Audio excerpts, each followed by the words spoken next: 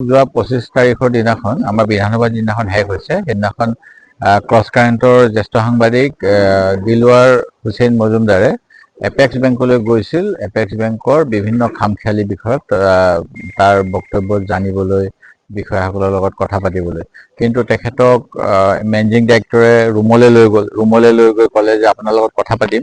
তাৰপিছত জনজাতিক উৎপীড়ন কৰা এটা গোচৰ লগাই দিলে।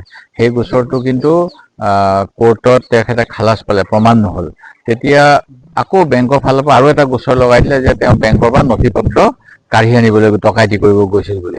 কিন্তু বেংকৰ মেনেজিং ডাইৰেক্টৰ, বেংকৰ চেয়াৰমেনে তাৰ কিছু সময় পূৰ্বে কৈছিল আমি বেংকৰ ফালৰ পৰা একো গোচৰ দিয়া নাই। সেই গতিকে গোটেইবিলাক কথাবিলাক গণ্ডগোলীয়া হৈ গৈছে। তেওঁক প্ৰকৃততে কিয় গ্ৰেপ্তাৰ কৰিলে আমি নাজানো, কিন্তু আমি সন্দেহ কৰিছোঁ এপেক্স বেংকত দুৰ্নীতি হৈছিল আৰু এই দুৰ্নীতি হৈ আছিল বিধায়ক যিজন আমাৰ সৰুপথাৰ সমষ্টিৰ বিশ্বজিৎ ফুকন, তেওঁ যেতিয়া বেংকত চেয়াৰমেন হৈ আছে সেই সময়তে ৰাজেশ বাজাজ নামৰ এজন ব্যৱসায়িক নিয়ম বহিৰ্ভূতভাৱে 20 কোটি টকা লোন দিয়া হৈছিল আৰু সেই লোন তেওঁ ঘূৰাইও দিয়া নাই। তাৰ ফলত বেংকৰ যথেষ্ট লোকচান হৈছিল আৰু যি নিয়মত দিছিল সেই নিয়ম বেংকৰ প্ৰচলিত নিয়ম নহয়। এই কথাবিলাক আমি সোধোতে মুখ্যমন্ত্ৰীয়ে কৈছিল যে এই বেংকটো অসম চৰকাৰৰ কোনো লেনদেন নাই, কিন্তু অসম চৰকাৰে পতা বেংক। সেই গতিকে মুখ্যমন্ত্ৰীয়েও সেই সময়ত গা এৰা মনোভাৱ দিছিল।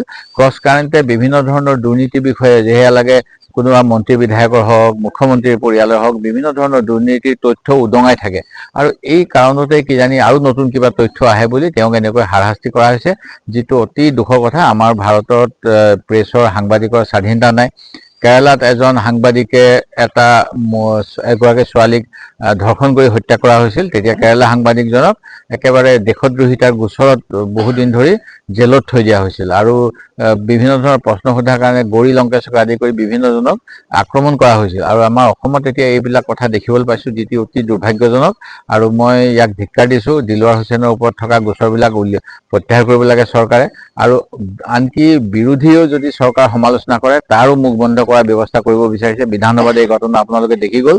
সেই গতিকে আমি এইবিলাক সকলোবিলাক প্ৰতিবাদ কৰি আজি আমাৰ সমষ্টিৰ যুক্তলি জিলা পৰিষদ সমষ্টিৰ অন্তৰ্গত নাজিৰা যুক্তলি মৌজাত নাজিৰা জিলা পৰিষদ সমষ্টিৰ অন্তৰ্গত কংগ্ৰেছ কৰ্মীসকলে এটা প্ৰতিবাদী কাৰ্যসূচী লৈছে।